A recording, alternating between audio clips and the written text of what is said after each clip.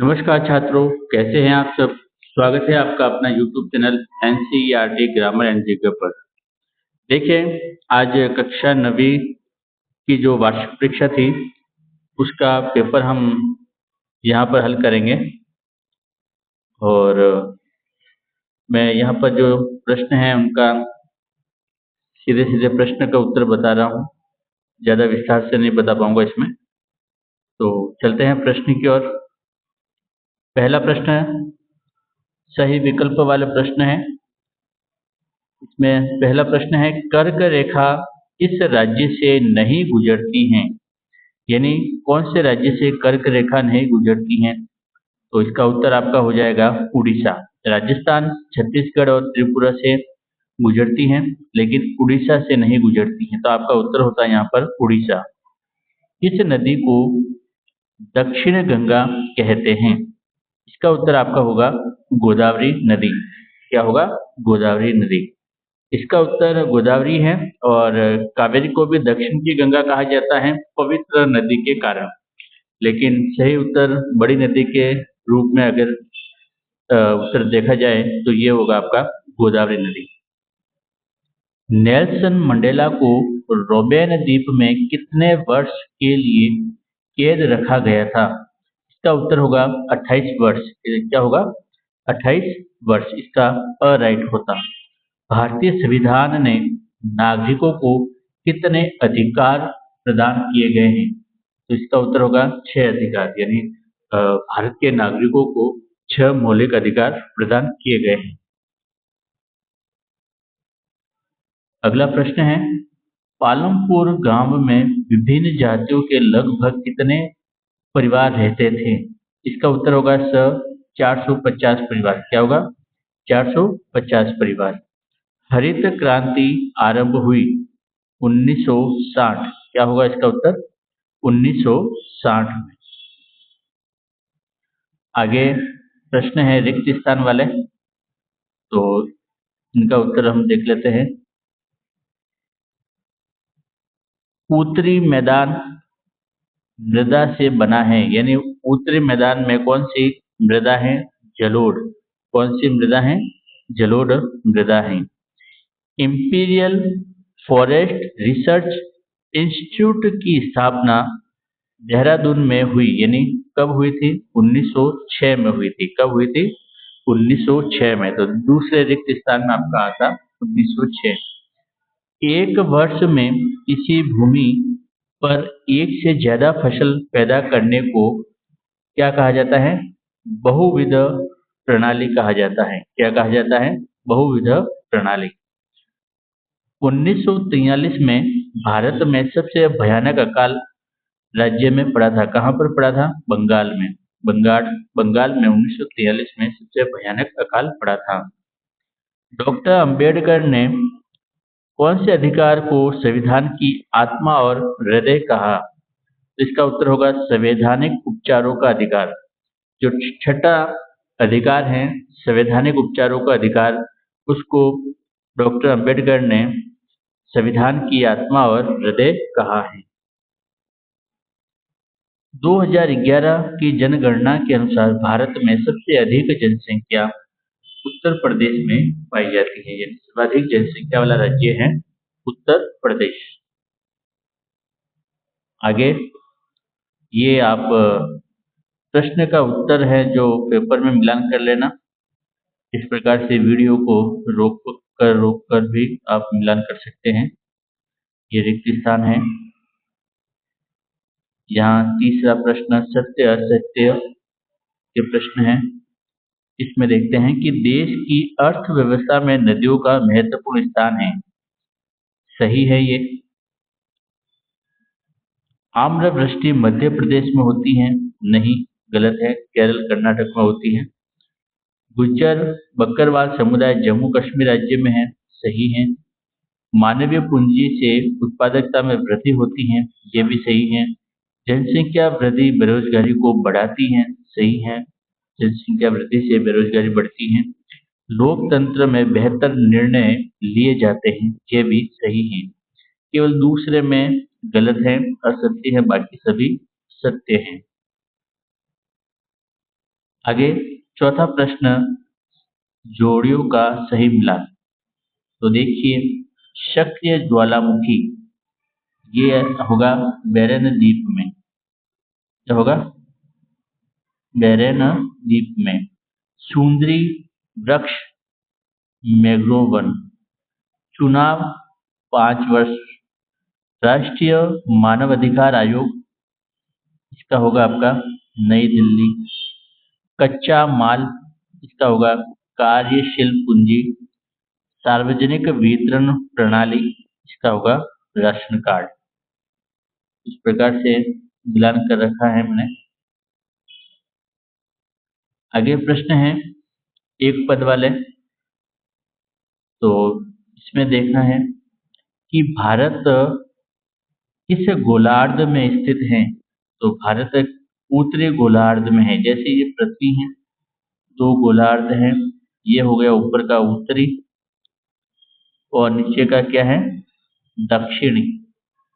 तो भारत यहाँ पर है, तो आपका उत्तर होगा उत्तरी गोलार्ध में। क्या होगा? उत्तरी गोलार्ध में। इस स्थान की दीर्घ अवधि किसी स्थान की दीर्घ अवधि की वायुमंडलीय दशा क्या कहलाती है? जलवायु कहलाती है। जर्मन संसद का क्या नाम था? क्या नाम था? बुंडेस्टेग। क्या नाम था? बुंडेस्टेग। अदृश्य बेरोजगारी का दूसरा नाम क्या है? प्रच्छन्न बेरोजगारी। केरल में किस संसाधन के विकास पर अधिक ध्यान दिया जाता है? इसमें हम लिख सकते हैं खनिज संसाधन, कृषि, शिक्षा, तो कोई भी आप लिख सकते थे इसमें। संबंध क्या है? संबंध क्या है?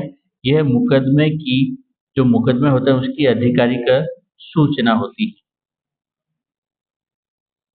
इस स्थान एक प्रश्न एक शब्द वाले हो गए। आगे प्रश्न है, बांगर किसे कहते हैं और खादर किसे कहते हैं? तो बांगर तो क्या होता है कि पुराने जलोढ़ मिट्टी का भाग होता है, और जो खादर होता है यह नई जलोढ़ मिट्टी का भाग होता है। आगे जो प्रश्न है व्यवहारिक प्रश्न है, इनका उत्तर आपको आना चाहिए था सबको। देखिए प्रश्न है, वन संरक्षण के उपाय लिखिए। वन संरक्षण के उपाय लिखने थे उनको बचाने के लिए। वृक्षारोपण करना, वनों को कटाई से रोकना। वनों के विनाश के 2 कारण। वनों के विनाश के कारण बताना है, जनसंख्या, बढ़ती हुई जनसंख्या, वनों का अत्यधिक काटना, ये इनके बहुत सारे कारण हो सकते थे। हमें 2 लिखना था इसमें। वॉल स्ट्रीट एक्सचेंज क्या है? यह दुनिया का सबसे बड़ा स्टॉक एक्सचेंज है और ये न्यूयॉर्क में है। हिटलर को किसने चांसलर बनाया? तो पॉल वॉन हिंडनबर्ग ने। पॉल वॉन हिंडनबर्ग ने। आगे प्रश्न है कि बस्तर में कौन कौन से आदिवासी समुदाय रहते थे? गोंड, मारिया, मीरिया, भतरा, हल्बा, धरुआ आदि आदिवासी समुदाय। सुरोन्तिको सामिन कौन था? इंडोनेशिया के जावा द्वीप के रम रंबुदलातुंग गांव का किसान था। इसने सम्मीनवाद आंदोलन चलाया था। कौन सा? सम्मीनवाद आंदोलन चलाया था। और मासाई समाज कितने श्रेणियों में बटा था? 2 श्रेणियों में। बंजारे किन किन राज्यों में रहते थे? पंजाब, राजस्थान, मध्य प्रदेश, महाराष्ट्र, यूपी। इस प्रकार के प्रश्न थे। और संविधान की कोई विशेषता बतानी थी तो बहुत सारी विशेषता संविधान, भारतीय संविधान लिखित संविधान है, कठोर लचीला संविधान है। संविधान संशोधन से क्या आशय है? संविधान में कुछ संशोधन करना, उसमें कुछ परिवर्तन कर सकते हैं। उसमें जो संविधान में जो लिखा है उसमें थोड़ा सा हम कुछ परिवर्तन कर सकते हैं, उसी को संविधान संशोधन कहते हैं। मताधिकार, मताधिकार यानी मत देने का अधिकार। 18 वर्ष की जब उम्र हो जाती है, वयस्क जो मताधिकार का जो उम्र है 18 साल है। 18 साल के बाद में सभी को मत देने का अधिकार है। मतदाता सूची ये विभाग के द्वारा जो 18 वर्ष जिसकी आयु पूर्ण हो चुकी है उनका नाम उसमें जोड़ना, ये काम इस मतदाता सूची में होता है। संसद के 2 सदन होते हैं, लोकसभा, राज्यसभा। केंद्रीय मंत्रिपरिषद में किन किन स्तर के मंत्री रहते हैं? तो जो केंद्र में जो मंत्री हैं, तो मंत्री आप देख सकते हैं, एक तो कैबिनेट मंत्री होता है, राज्य मंत्री होता है और उप मंत्री होते हैं। तो ये 3 प्रकार के मंत्री होते हैं केंद्रीय मंत्रिपरिषद में। आगे प्रश्न है 14 प्रश्न है प्राथमिक क्षेत्रक, द्वितीयक क्षेत्रक। तो प्राथमिक क्षेत्रक में तो जो आता है किसान, जो कृषि है, खनिज है, पशुपालन है, तो इस प्रकार से आता है। और द्वितीयक में आता है खनिजों का संसाधन का, जो खनिज को हम जो रूप परिवर्तन करते हैं, जो फसलों को हम जिसका निर्माण करते हैं, उद्योग धंधे, वह सब द्वितीयक क्षेत्र में आते हैं। 15वां प्रश्न है भारत का अक्षांशीय देशांतरीय विस्तार। तो अक्षांशीय विस्तार अगर बात करें 8 डिग्री 4 मिनट से 37 डिग्री 6 मिनट, ठीक है। और देशांतरीय विस्तार देखें तो 68 डिग्री 7 से 97 डिग्री 25। तो 8 4 37 6 अक्षांशीय विस्तार और 68 7 97 25, ये आपका होता देशांतरीय विस्तार। और भारत के भूभाग का क्षेत्रफल कितना है? तो क्षेत्रफल भारत का कितना है? 32,87,263। 32,87,263 वर्ग किलोमीटर भारत का क्षेत्रफल है। आगे प्रश्न जन्म दर क्या है, प्रवास क्या है? प्रवास उद्योग, जो रोजगार के लिए जो बाहर जाना कमाने के लिए, वहां से वापस पुनः आना, मतलब प्रवास करना, कहने का मतलब अपना। जनसंख्या घनत्व को प्रभावित करने वाले कारण बताने थे। जनसंख्या घनत्व के लिए हम देख सकते हैं उपजाऊ मिट्टी होना, उपजाऊ जमीन होना, पानी की व्यवस्था होना, सभी सुविधाएं जहाँ ज्यादा होगी वहाँ जनसंख्या घनत्व भी क्या होगा? अधिक होगा। स्वस्थ जनसंख्या कैसे लाभकारी होती है? लाभकारी होती है स्वस्थ जनसंख्या। अगर स्वस्थ जनसंख्या होगी तो ही देश का विकास होगा। भारत के राष्ट्रपति की 3 शक्तियां कौन कौन सी हैं?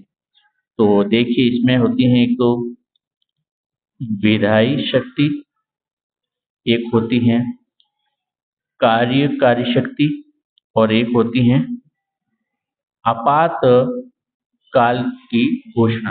आपातकाल घोषणा की शक्ति भी होती है, आपातकाल घोषणा कर सकते हैं राष्ट्रपति। और भारत के प्रधानमंत्री के बहुत सारे कार्य हैं। सारा जो केंद्रीय जो है वह प्रधानमंत्री के ही अंडर में काम करता है। केंद्रीय मंत्री सभी भारत सरकार द्वारा चलाए जाने वाले बहुत सारे कार्यक्रम हैं। भारत को निर्धनता बढ़ने के भी 3 कारण, निर्धनता के बहुत सारे कारण हम देख सकते थे, जनसंख्या, बेरोजगारी, जनसंख्या का बढ़ना, इस प्रकार से कारण लिखने थे इनके। फरवरी क्रांति की घटना, रूसी क्रांति, विश्व पर क्या प्रभाव पड़ा, भारत में कौन सी शासन प्रणाली है? तो लोकतंत्र शासन प्रणाली है। और लोकतंत्र शासन प्रणाली के खिलाफ तर्क लिखिए, तो उनके ऊपर लिखना था आपको। आगे मानचित्र है 23वां प्रश्न, ये दर्शाना था आपको मानचित्र में। तो इस प्रकार से ये प्रश्न था। पेपर में अगर हम देखें तो इतना भी कठिन नहीं है, इसमें आसानी से हम अच्छे नंबर ला सकते हैं।